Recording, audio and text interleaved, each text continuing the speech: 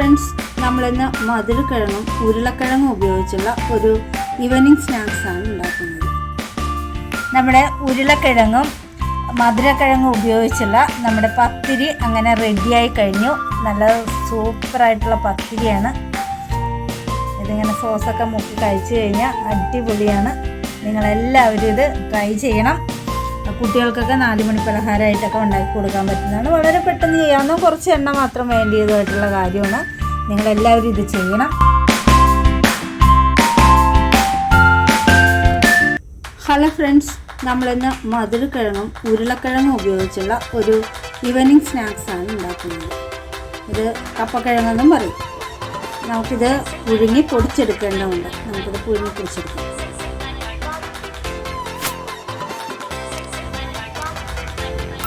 നമ്മളുടെ മധുരക്കിഴങ്ങും ഉരുളക്കിഴങ്ങും, അതായത് സ്വീറ്റ് പൊട്ടറ്റോയും കൂടി പൊടിച്ച് റെഡിയാക്കി വെച്ചിരിക്കുക. ഇനി ഇതിലേക്ക് നമുക്ക് ചേർക്കേണ്ട സാധനങ്ങൾ ചേർത്ത് കൊടുക്കാം. ആദ്യമായിട്ട് ഞാൻ ചേർക്കാൻ പോകുന്നത് പച്ചമുളകും കുരുമുളകും കൂടി അരച്ചതാണ്.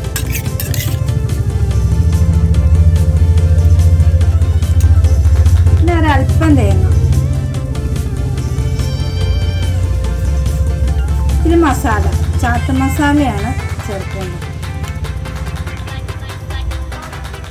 കുറച്ച് ബ്രെഡ് ക്രംസ് ആണ് കേട്ടോ.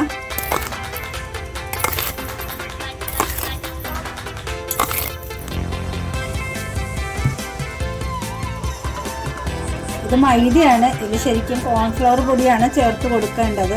അത് ഇല്ലാത്തതുകൊണ്ട് ഞാൻ മൈദ എടുത്താണ്.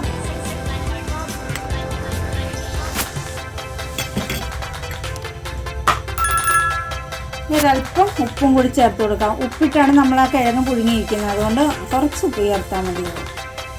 ഇനി ഇതെല്ലാം കൂടി നമുക്ക് കുഴച്ച് മിക്സ് ചെയ്തെടുക്കാം. ഇത് നമ്മളിപ്പോൾ കുഴച്ച് റെഡിയാക്കി എടുത്തിട്ടുണ്ട്. ഇനി നമുക്ക് ഇത് പരത്തി ചൂടാനുള്ള കാര്യങ്ങൾ നോക്കാം. അതിനാദ്യമേ ഇതൊന്ന് ഉരുട്ടി പരത്തിയെടുക്കാം. ഞാൻ എന്താ ഈ ഒരു പരുവത്തിൽ ഇതിങ്ങനെ കയ്യിലെടുത്ത് ഉരുട്ടി പരത്തി എടുത്തിട്ടുണ്ട്. ഇനി ഇത് നമുക്ക് ഇവിടെ വെച്ചിട്ട് ഒരു ഗ്ലാസ്സിനകത്ത് ഞാൻ എണ്ണ പരത്തിയെടുത്താണ്. അതുപയോഗിച്ച് നോക്കിയിട്ടിങ്ങനെ മുറിച്ചെടുക്കാം.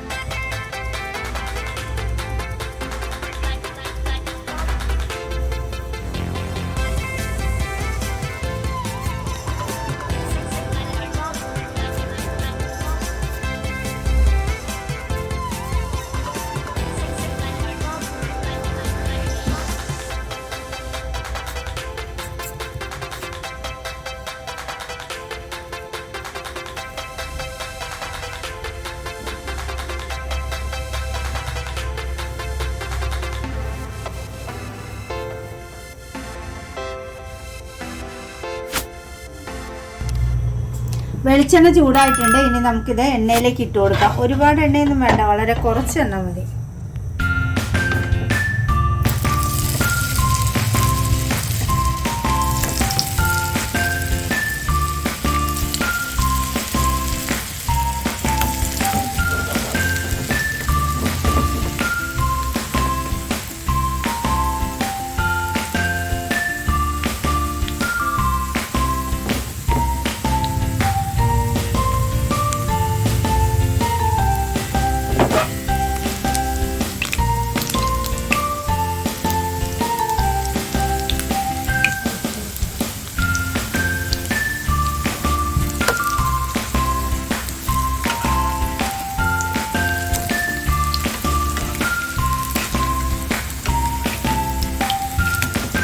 മറിച്ചിടുമ്പോൾ എണ്ണ തെറിക്കുന്നത് സൂക്ഷിക്കണം കേട്ടോ.